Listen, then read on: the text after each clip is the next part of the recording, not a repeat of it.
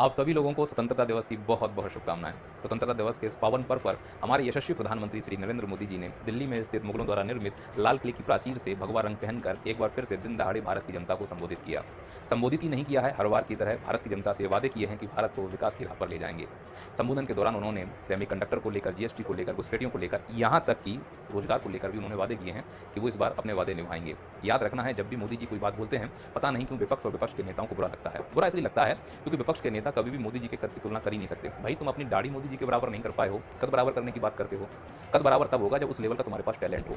इस अमृत काल में बड़ा नेता कौन है? जो जितना बड़ा झूठा वो उतना बड़ा नेता। मैं दावे के साथ कह सकता हूं, भारत के इतिहास में मोदी से बड़ा ना कोई नेता आया है, ना है, ना ही भविष्य में आएगा। तुम बच्चे हो इनके सामने, अभी तुम्हें अपना स्तर बहुत ऊपर ले जाना है, तब जाकर तुम इस लेवल के नेता बन पाओगे। और हकीकत यह है कि नेता प्रतिपक्ष का लेवल प्रधानमंत्री के लेवल के बराबर का है ही नहीं, इसलिए प्रधानमंत्री के बातों पर नेता प्रतिपक्ष को भरोसा ही नहीं हो सकता।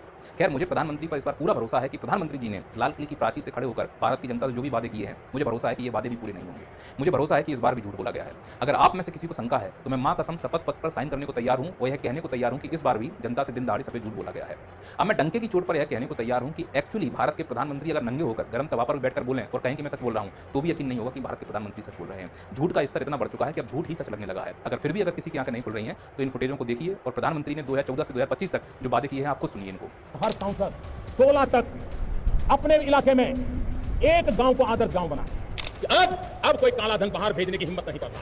ये तो फायदा हुआ ही। अब जो मेरा सपना है 2022 में किसान की इनकम को डबल करना, लेकिन नोटबंदी में भ्रष्टाचार के खिलाफ नकेल लगाने में हम एक के बाद कदम उठाने में सफल हो रहे हैं। मेरे देश की सेना के जवान 3-3, 4-4 दशक से 1 रैंक 1 पेंशन के लिए मांग कर रहे हैं। आपने भी उस निर्णय की जिम्मेवारी दी, हमने इसको पूरा कर दिया। तो आने वाले 5 साल में हम $5 ट्रिलियन इकोनॉमी बन सकते हैं। बीते वर्ष भारत में एफडीआई में अब तक के सारे रिकॉर्ड तोड़ दिए। फॉरेन डायरेक्ट इन्वेस्टमेंट जो प्रयास हुए हैं, उसकी वजह से हम नॉर्थ ईस्ट में स्थायी शांति के लिए, श्रेष्ठ भारत के निर्माण के लिए उत्साह अनेक गुना बढ़ा हुआ।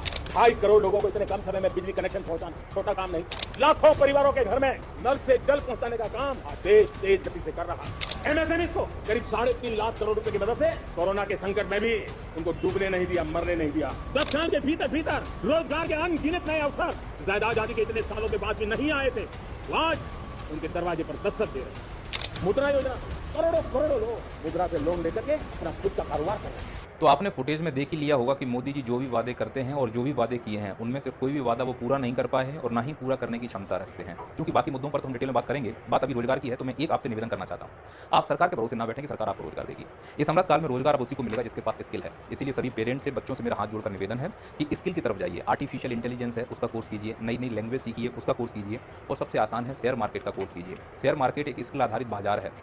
आप इंटर करेंगे और आप खुद रोजगार पा पाएंगे, दूसरों को भी रोजगार मिलेगा। मैंने यहाँ खोला है मार्केट बॉल्फ ऐप और पिन डालकर। बहुत खासियत यह भी है कि बहुत छोटे अमाउंट के इन्वेस्टमेंट से भी आप अपने ट्रेडिंग का काम शुरू कर सकते हैं। और देखिए यहाँ देखिए कि मैं ट्रेडर्स में लगभग 57 है, जिनका लिंक नीचे कमेंट बॉक्स में मैंने पिन कर दिया है ग्रुप में। फिर भी मेरी बात पर अगर भरोसा नहीं है तो फिर है। और सबसे बड़ी बात, जो सरकारी नौकरियां वनडे एग्जाम के रूप में, चाहे रेलवे हो, एसएससी हो, पुलिस हो, इनके एग्जाम होते थे, उनमें निरंतर धांधलियां हो रही हैं। और अगर उन धांधलियों की तुम आवाज उठाने जाओगे, तुम्हारे ऊपर लाठियां बरसा दी जाएंगी। जैसे बीपीएससी में लाठीचार्ज हुआ, जैसे मध्य प्रदेश में एमपीपीएससी के छात्र सर्दियों में कड़कड़ाटी ठंड में बैठे रहे इसलिए कि भाई पोस्ट बढ़ा दो, लेकिन एक पोस्ट नहीं बढ़ाई गई। उसके लिए ना तो पीएम ने ट्वीट किया, ना ही कोई संज्ञान लिया। फिर वो चाहे बीपीएससी में लाठीचार्ज हो या मध्य प्रदेश की हालत होती, वो तो छोड़ ही दो। पेपर लीक हो रहा है, एक सिंगल ट्वीट बता दो प्रधानमंत्री का। अभी हाल ही में एडिक्विटी नाम का एक घुसपैठिया है जो भारत के युवाओं को बेरोजगार करने में पूरी तरीके से लगा हुआ है। उसके खिलाफ आवाज उठाने के लिए दिल्ली के सभी सम्मानित शिक्षक दिल्ली में एकत्रित हुए थे। क्या पीएम मोदी जी मिले थे? मिलना तो छोड़ो, कोई मंत्री मिलना तो छोड़ो, शिक्षकों को पीटा गया, एक शिक्षक का तो हाथ टूट गया। ऐसे बनाओगे आप विश्वगुरु? तो कैसे हम इस अनपढ़ और ना नौकरी देने वाली सरकार की बातों पर भरोसा कर लें? दूसरी बात यह है, इन्होंने इससे पहले जो रोजगार के वादे किए थे उसमें एक भी रोजगार का वादा पूरा नहीं हुआ। एक भी वादे पूरे नहीं कर पा रहे हो, फिर हम इनके नए वादों पर भरोसा कैसे कर लें? और सबसे बड़ी बात, लाल किले की प्राचीर से खड़े होकर विकसित भारत रोजगार योजना के लिए 1 लाख करोड़ की घोषणा आपने की है। आएगा कहां से कि मुंह उठाया और कुछ भी बोल दिया? और यह घोषणा संसद में करते ना आप, जब बजट सत्र चल रहा था। बजट में लाले पड़ रहे हैं 1-1 रुपए के लिए, तुम 1 लाख करोड़ रुपए घोषणा यूं मुंह से उठा करके चले गए। अब इसका एक ही कार्ड है, या तो तुम कर्जा लोगे या संपत्ति बेचोगे, तभी 1 लाख करोड़ की व्यवस्था होगी। और यह 1 लाख करोड़ में केवल आप इंटर्नशिप वाला कॉन्सेप्ट ला रहे हो, स्वरोजगार योजना। रोजगार किसी को नहीं मिलना है। इसीलिए सरकार के भरोसे यदि रोजगार के लिए बैठे हुए हो तो यकीन मानो तुम बेरोजगार ही मरोगे। और मरने से याद आया, यह सरकार हमेशा जिम्मेदारियों से पल्ला झाड़ने वाली सरकार रही है और ठिकरा हमेशा दूसरों के ऊपर फोड़ा है, खासकर उनके ऊपर जो मरकर चले गए। इस देश में कुछ भी अच्छा हो मोदी जी ने किया, कुछ भी गंदा हो वो नेहरू जी कर गए। आप समझना, लाल किले की प्राचीर से प्रधानमंत्री जी बोलते हैं कि दूसरों की लकीर छोटा करने से तुम बड़े नहीं हो जाते हो, और उसी भाषण में कुछ देर के बाद ये खुद 50-60 साल पीछे चले जाते हैं। तब किसकी लकीर छोटी कर रहे हो आप? और जाकर क्या बोलते हैं आप खुद सुनिए। आप मेरे नौजवानों जान करके हैरान हो जाएंगे। आज सेमीकंडक्टर जो पूरी दुनिया की ताकत बन गया है, 50-60 साल पहले वो विचार, वो फाइलें अटक गई, लटक गई, अटक गई। मैं मानता हूं कि उस समय सेमीकंडक्टर की डिमांड थी, वो उस समय की आधुनिक तकनीक रही होगी जिनको फाइलों में दबा दिया गया, वो असफल हुए, इसीलिए तो हम आपको लाए हैं। अब यहाँ सोचने वाली बात यह है कि आज से 50-60 साल पहले सेमीकंडक्टर अगर आधुनिक तकनीक है तो वो आज तो बहुत पुरानी तकनीक हो गई होगी। तो अगर पुरानी तकनीक के लिए हम प्रोडक्शन बढ़ा रहे हैं तो इसमें हमारी क्या तारीफ है। और दूसरा, ये कुछ नहीं कर पाए सेमीकंडक्टर के लिए, ठीक है, आपने कितने उद्योग लगा दिए सेमीकंडक्टर के, ये बता दो। 4 फोटो अपलोड करके मुझे कोई बता दो कि उन्होंने सेमीकंडक्टर की उद्योग या फैक्ट्री का उद्घाटन किया है। मैं 1000 फोटो बता दूंगा मंदिरों का उद्घाटन करते समय, मंदिरों की पूजा करते समय। मैं 1000 फोटो बता दूंगा रोड शो करते समय, रैलियां करते समय। मुझे लगता है यह भारत के पार्ट टाइम प्रधानमंत्री हैं, प्रमुख काम तो इनका रोड शो करना, रैलियां करना और दूसरों की आलोचना करना है। और दूसरा, मैं माननीय प्रधानमंत्री से एक बात और बोलना चाहूंगा कि सेमीकंडक्टर में अगर भारत आगे जा रहा है तो इसमें आपका कोई योगदान नहीं, ये समय की डिमांड है। और जो पहले से ही थोड़ा बहुत इंफ्रा डेवलप हो चुका है, ये उसकी पावर है, ना कि आपका कोई योगदान। आपका योगदान तब इस देश में माना जाता जब आप आज की आधुनिक तकनीक के लिए कुछ करते। और आज की आधुनिक तकनीक है आर्टिफिशियल इंटेलिजेंस। अब आप बताइए कि 11 साल में आर्टिफिशियल इंटेलिजेंस के लिए आपने क्या कदम उठाए हैं। चाइना ने डीप सीक बना लिया, कोई ग्रॉक बना रहा है, भारत ने क्या बनाया मूर्ख बनाने के अलावा, विश्वगुरु बनने के डंका पीटने के अलावा। तो आपकी आलोचना आने वाली सरकारें करेंगी कि ये सरकारें एआई के लिए कुछ नहीं कर पाई, फाइलें दबी रही नहीं की, मक्कारी करेगा ये। अगर आपको आज से 50-60 साल पहले मक्कारी दिख रही है तो फिर आने वाली सरकारें आपको मक्कार बोलेंगी। आज डिजिटल इंडिया का हम नारा देते हैं, पूरी दुनिया में ग्लोबल डिजिटल हो चुका है, फिर भी हमारे पास खुद का गूगल नहीं है, फिर भी हमारे पास खुद का यूट्यूब नहीं है, फिर भी हमारे पास खुद का व्हाट्सएप फेसबुक नहीं है। और अमेरिका से हमारे संबंध तो कैसे हैं, जिसको हमने नमस्ते ट्रंप बोला, जिसके लिए हमने यज्ञ किया, आज वही सड़ा हुआ संतरा हमारे ऊपर टैरिफ पर टैरिफ लगा रहा है और हम चुप बैठे हुए हैं। काहे के संप्रभु देश हैं हम, और काहे की आजादी। इस स्वतंत्रता दिवस पर कोई दूसरा देश हम पर हुक्म चला रहा है और हम बोल रहे हैं कि हम अपना 79वां स्वतंत्रता दिवस मना रहे हैं। स्वतंत्रता सही मायने में किसको मिली इस देश में। प्राइवेट स्कूल वालों को स्वतंत्र है मनचाही फीस बढ़ाने के लिए, प्राइवेट हॉस्पिटल वालों को स्वतंत्र है मनचाहा पैसा लेने के लिए, प्राइवेट एयरलाइंस वालों को, जितने लोग प्राइवेट हैं वो स्वतंत्र हुए हैं, बाकी तो सब गुलामी है ना। तो जिस अमेरिका की हमने पूजा की है, अगर वो मनचाहा टैरिफ लगा सकता है, जितनी बार चाहे भारत की बेइज्जती कर सकता है, और वो कह सकता है एप्पल से कि भारत में तुम निवेश मत करना, कल को वो गूगल से भी बोल दे और फेसबुक यूट्यूब से भी बोल दे कि भाई भारत को सेवाएं देना बंद कर दो। बड़ी बात है, वो सड़े संतरे के लिए संघी आदमी है वो। तो बताओ फिर भारत के पास क्या व्यवस्था है गूगल के लिए। आप बंद से खड़े होकर आत्मनिर्भर भारत की बात करते हो। जिस मोबाइल और कैमरे से मैं ये रिकॉर्ड कर रहा हूँ वो भी विदेश से आया है, जिस मैं इसको पकड़ा हूँ ये भी विदेश से आया है, ये जो पीछे बोर्ड लगा है ये भी विदेश से आया है। भारत ने पिछले 11 साल में कौन सी ऐसी फैक्ट्री लगा दी है जो भारत में बना रहा हो। मोबाइल भारत का नहीं है, कपड़े भारत के नहीं है, कैमरे भारत के नहीं है, टीवी भारत की नहीं है, गाड़ियां भारत की नहीं है, और एक्चुअली जिस टेलीप्रॉम्प्टर का प्रयोग करके आप भाषण देते हो वो भी भारत में नहीं बनते। तो सिर्फ बोल देने से आत्मनिर्भर नहीं होगा ना मोदी जी, करना पड़ेगा। आपने क्या किया, कितने उद्योग लगाए हैं, उनकी लिस्ट जारी करो, करो उनकी लिस्ट जारी। फोटो डाल दो कि हमने इतने उद्योगों का उद्घाटन किया है। मैं आपकी कई सारी फोटो डाल सकता हूँ, रैलियों में जाने के लिए, मंदिरों में जा रहे हो, रोड शो कर रहे हो, पार्ट टाइम प्रधानमंत्री हो आप भारत के। आपका काम सिर्फ रोड शो करना और दूसरों की आलोचना करना है और झूठे भाषण देना है आकर कि भारत विश्वगुरु हो गया है। लोग इस भ्रम में जब बाहर जाते हैं तो मालूम चला कि हमारी वैल्यू तो शून्य है। झूठे भाषणों से देश नहीं चलता मोदी जी। तो आपने तो बोल दिया कि हम सेमीकंडक्टर सेमी चिप बनाएंगे, है कहाँ वो व्यवस्था है बताइए। अब इस पर बात मत करो सेमीकंडक्टर पर, इसका गुणगान मत करो, ये तो 60 साल पुरानी तकनीक है, आप ही बोल रहे हैं इस बात को। आप इसकी बात बताइए कि एआई के लिए आपने क्या किया, कुछ कर पाए हो नहीं, तो फिर आपकी आलोचना तो इसी साल तय है। 11 साल हो गए अब आपकी आलोचना बनती है। अगर आप दूसरों की कर सकते हो तो फिर आपकी भी होनी चाहिए। जितने भी निर्णय लिए गए हैं सरकार के द्वारा सब जल्दबाजी में, चाहे वो कृषि कानून का निर्णय हो, नोटबंदी का निर्णय हो या फिर जीएसटी का निर्णय हो। जीएसटी में खामियां हैं, विपक्ष के कुछ लोग बोल रहे हैं, सुनो सरकारें ऐसी चलती हैं पक्ष विपक्ष को मिलाकर, देश हम सबका है, बापोती तो है नहीं है किसी की।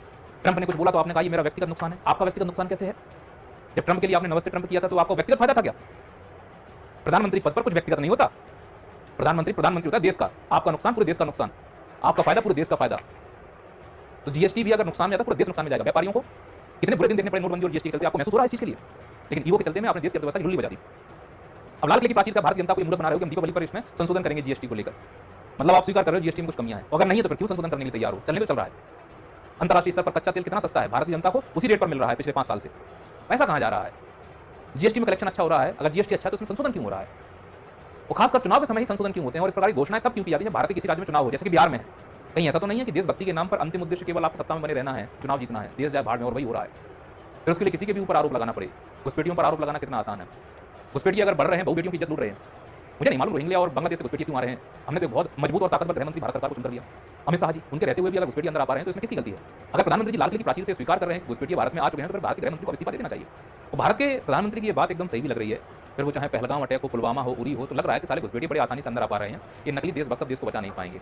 तो अगर घुसपैठिए बढ़ रहे हैं तो फिर गृहमंत्री को इस्तीफा दे देना चाहिए, और अगर गृहमंत्री इस्तीफा नहीं दे रहा है तो घुसपैठिए कहां से आ रहे हैं? कहीं आप उन घुसपैठियों की बात तो नहीं कर रहे हो जो देश में बलात्कार करके पैरोल पर घूम रहे हैं? राम रहीम देश में भ्रष्टाचार करके उप मुख्यमंत्री बना घूम रहा है। अजित पवार, रेवन्ना जिसका प्रचार प्रधानमंत्री ने किया था, मास रेपिस्ट था, उनके वैसे बच्चे सुरक्षित नहीं है। तो घुसपैठिए कौन है जो भारत का रोजगार खा रहे हैं? एडिक्विटी, Vyapam, MPPSC, BPSC, CGPSC, RPSC, ये घुसपैठिए हैं। घुसपैठिए वो हैं जो छात्रों का पेपर लीक करा रहे हैं। घुसपैठिए वो हैं जिनके साथ नेता फोटो खिंचवाते हैं, साले बलात्कार कर रहे हैं। घुसपैठिए वो बाबा लोग हैं जो बलात्कार करते हैं, पैरों पर घूम रहे हैं। घुसपैठिए वो नेता हैं जो इन पर भ्रष्टाचार के आरोप प्रधानमंत्री लगाए और वो उसी बने बैठा हुआ है। ये घुसपैठिए हैं, इन पर काम करो। आप ही की तो सरकार है और आपका काम क्या है? आपका काम है उंगली कर देना। आप प्रधानमंत्री सिर्फ उंगली करने के लिए बने हुए हो, और चूंकि एक तरफा आप बोलते हो तो उंगली करना बड़ा आसान है। कभी प्रेस कॉन्फ्रेंस की नहीं, मन की बात में आकर उंगली कर दो, रैली में जाकर उंगली कर दो, रोड शो में जाकर उंगली कर दो, लाल किले की प्राचीर से जाकर उंगली कर दो। तो उंगली कर करके देश चला रहे हो आप, और तुमको ये लग रहा है कि इस उंगली में आकर कोई सुदर्शन चक्र फंसा देगा और तुमको भगवान का रूप दे देगा, महामानव बना देगा। ये तो समय ही बताएगा कि इस देश को क्या भुगतना पड़ेगा। और मैं तो भारतीय जनता से कह रहा हूँ कि हर 5 साल में सरकारें बदलो। हम किसी को सर पर क्यों चढ़ाएं? अभी भी अगर किसी को लग रहा है कि नहीं सरकार जो बोल रही है उस पर अपने वादे पूरे करेगी, तो उठाकर देख लो इनका रिकॉर्ड। ये हमेशा भविष्य की तरफ भागते हैं, ये समय मांगते हैं। जैसे नोटबंदी हुई, इन्हें लगा कि सब गड़बड़ होने वाला है, इन्होंने 50 दिन का समय मांग लिया, रो दिए सबके सामने। फिर 50 दिन बाद क्या हुआ? सुधर गया कुछ? नहीं, समय निकल गया। बस वो समय जो होता है ये निकाल लेते हैं। फिर उन्होंने 2016 में खड़े होकर कहा कि 2022 में हम किसानों की आय दुगनी कर देंगे। तो हम भविष्य में जी रहे हैं, हो जाएगी दुगनी। 2022 निकल गई, दुगनी होगी, नहीं हुआ। इन्होंने कहा कि हम सभी की सर पर छत ला देंगे, आ गया, नहीं हुआ। भयंकर भ्रष्टाचार हो रहा है। आयुष्मान भारत से पूरे भारत का इलाज कर देंगे, भयंकर घोटाला हो रहा है। तुम्हें मालूम है आयुष्मान के लिए बजट ही नहीं दे रहे हैं। स्मार्ट सिटी योजना लाए, पता नहीं कहाँ चली गई। डिजिटल इंडिया पता नहीं कहाँ चला गया। मेक इन इंडिया पता नहीं कहाँ चला गया, और कहते हैं हम आत्मनिर्भर बना देंगे। अब 2047 टारगेट रखा है, जिससे तुम लोग सपनों में जियो कि 2047 में क्या। अगर कोई नेता भविष्य की बात करे, समझना झूठ बोल रहा है। मैं ये कहता हूँ कि लाल किले की प्राचीर से प्रधानमंत्रियों को कैसे भाषण देना चाहिए। वो ये बताएं कि मैंने 1 साल में ये किया है, हम करेंगे, वो नहीं सुनना है ना, हमने ये किया है। तो प्रधानमंत्री ने बता दो कि किसी भी मंच में 11 साल में ये कहा हमने ये किया है। वो अगर वो कह रहे हैं तो वो झूठ कह रहे हैं। आंकड़े तो स्पष्ट है। वो कहते हैं रोजगार दिया है, कहाँ दिया रोजगार? बोले रोजगार की दर इतिहास सबसे कम रही है। कितना झूठ बोल रहे हैं। जो चीज सबसे ज्यादा रही है वो सबसे कम रही है। आंकड़ों से अगर खेल कर इस देश को विकसित दिखाना है तो बात अलग है, लेकिन इस देश की रियलिटी कुछ और ही है। खैर, मैं फिर से बोल रहा हूँ, भारत को कोड़ हो रहा है। अब यह कोड़ तुम कितना छुपा पाओगे, ये इनकी काबिलियत है। लेकिन एक दिन तो कोड़ चेहरे पे आएगा, जिसमें तुम भी लपेटे जाओगे, हम भी लपेटे जाएंगे। अभी सबको सरकारें इसलिए अच्छी लग रही हैं क्योंकि अभी उन तक चीजें पहुंची नहीं है, उनका कुछ फायदा हो रहा है सरकारों से। मैं किसी सरकार या व्यक्ति के खिलाफ नहीं हूँ, मैं भारत की तरफ खड़ा हुआ हूँ, और मेरी एक ही इच्छा है कि भारत को सही दिशा मिले, फिर वो चाहे किसी भी राजनेता या राजनीतिक पार्टी से मिले। अगर कोई राजनेता या राजनीतिक पार्टी भारत को सही दिशा देने में असक्षम है तो उसको हटाओ। हमारे कोई माई बाप या जीजा तो है नहीं कि हाय बुरा मान जाएंगे। जितनी जल्दी हमें समझ जाएंगे ठीक है। अगर हम किसी पार्टी, किसी नेता को भारत मानने लगे तो फिर उसका अच्छा बुरा ही भारत का अच्छा बुरा माना जाएगा। फिर तो संकीर्ण सोच हो गई, देश गर्भ में जाएगा, इसमें कोई बुराई नहीं। अगर मेरी किसी बात का कुछ बुरा लगा हो तो मैं माफी मांगता हूँ।